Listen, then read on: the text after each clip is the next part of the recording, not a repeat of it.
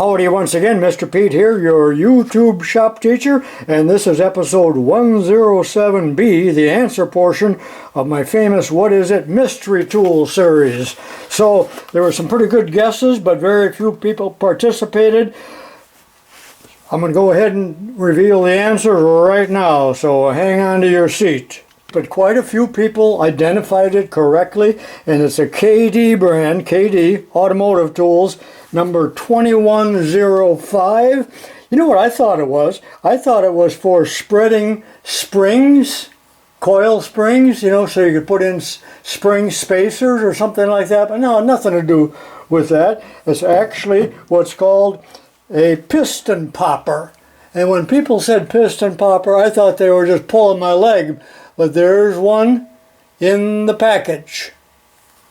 And someone also said you're missing the Allen wrench that goes into it. But it was in the box, but I didn't remember that it came with the piston popper. So what kind of pistons are we going to pop? Well, disc brake pistons. If they're stuck. There's a little picture of one there. I don't think that'll do you any good, nor do I think anyone cares. Okay, number 2 is a piston ring expander, so you can put the rings on the piston. Now, I've seen a lot of different pliers and tools for doing that, although we always just used our hands because we didn't know there was such a thing. And it looks so cheap. It's so thin and poorly made, but someone says they work quite well. Well, I hope I never have to put another ring on a piston. Matter of fact, I'm not ever going to put another ring on a piston. But there it is, that's what that is. And that's what those weird shaped little grooves are for. And this is number 3, and I knew we wouldn't be able to identify it. There were some interesting guesses, but I don't think they are correct. I believe it's homemade, although this actual little ball device here looks pretty professional. But that's destined for the scrap bin. Okay, here's number 4, and you guys have a lot better eyesight than me, but of course if you're looking at this on your large screen TV, maybe it's very clear to you that it says Brown and Sharp on there. But boy, those are tiny letters. But these are go, no-go gauges, and I'll show you some samples of them in an old 1941 Brown and Sharp catalog.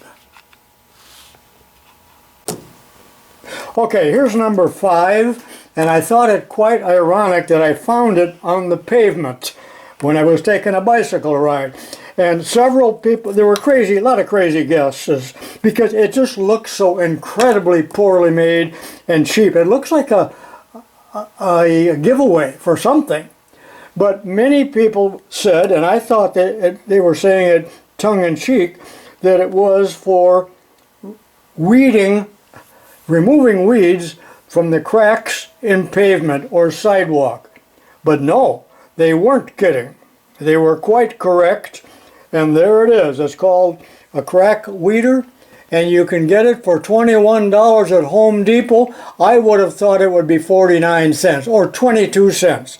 Furthermore, it wouldn't work. Imagine a 71-year-old lady on her knees with a huge sidewalk or a patio made with blocks, removing the weeds. Absolutely insane. You'd have to have a set of knee pads, or a cushion, and you'd have to go to the chiropractor the next day.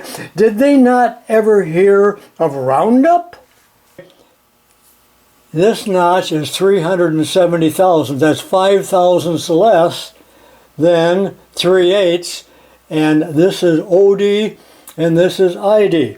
So here's a 3/8 drill. No go, no go. And here's a letter, what is it, a number, or a letter U, which is, a U is 368 thousandths, and that easily goes in. And then on this end, notice the radius. And I'm just going to stick it into a drill gauge. Won't go into that one. And it does go into the 3/8.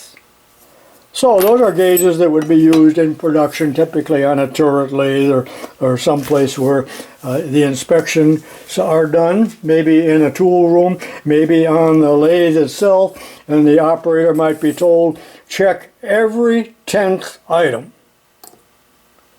for size. That's how those work. All right, hope you enjoyed that. And here's a real quick peek at the next, what is it? That'll be 109. So long for now.